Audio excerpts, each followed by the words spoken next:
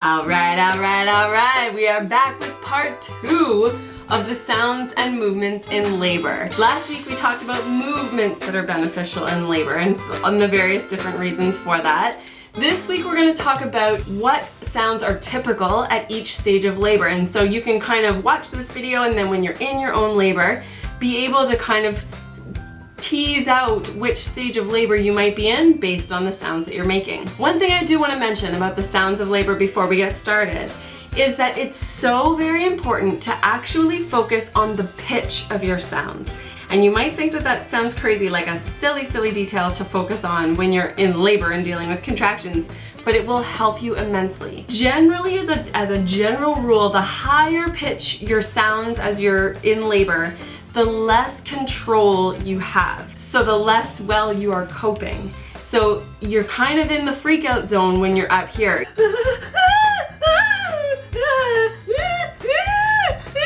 You're calm, cool, and in control when your sounds are lower.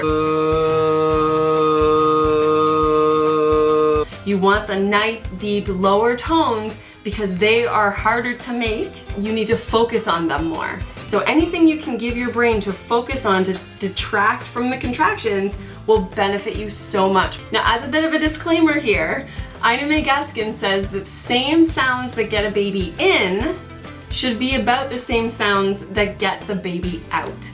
And so what that means is a woman who is laboring should sound a lot like a woman who's having sex. Really good sex. A lot of the moaning and the heavy breathing is what you should expect from a woman in labor. Except if you're in early labor. In early labor, you should be hearing sounds that sound a little bit like this.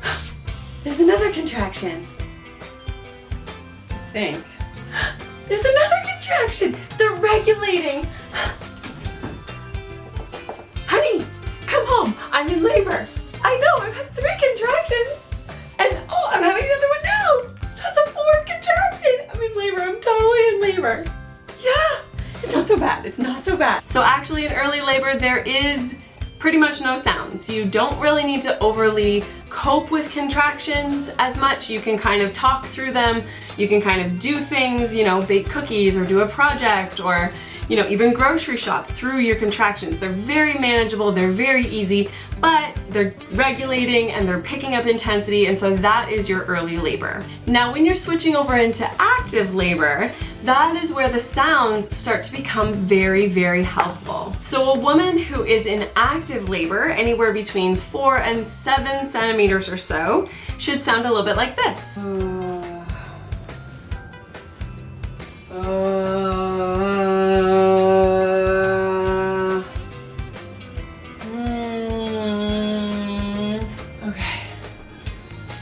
So there is sounds now. She can no longer talk throughout the contraction. She can no longer do anything throughout the contraction. She needs to stop everything, focus on her breathing, and make these sounds, and they are actually very beneficial to helping her cope with the pain of contractions. Then we move on into transition. And transition sounds a little bit like this. I can't do this anymore. I can't do this.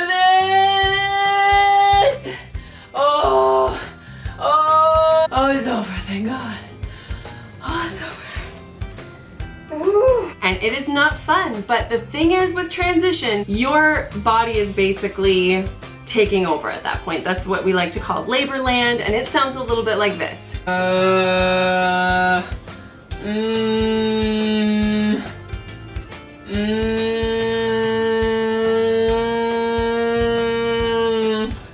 There is very little kind of conversation or even like awareness really of what's going on around. It's much more introverted. If you're gonna talk to them in this stage, it's yes or no answers. It's not like they're gonna be in any kind of a state to converse with you. As we get to the end of this labor land kind of phase of labor, then the sounds of labor may start to sound a little bit more like this.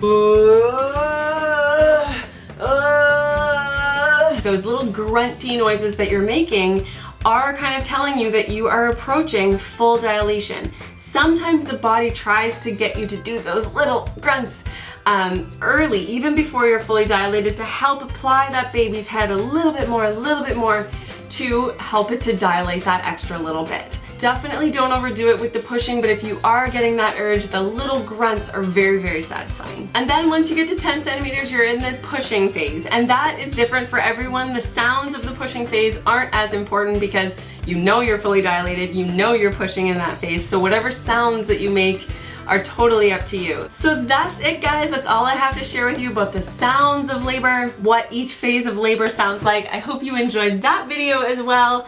Pretty fun to make. If you liked this style of information and you want to hear more about natural labor preparation, you can sign up for my webinar that's happening this week over at loveyourlabor.com/webinar. You just give me your name and email and I will send you all of the details. If you liked this video, please be sure to actually like it, leave me a comment, tag a pregnant mama friend, or share it on your page. I want you to birth boldly and love your labor. Thank you so much for watching, and I'll see you next time on Brown Roots Baby Talk.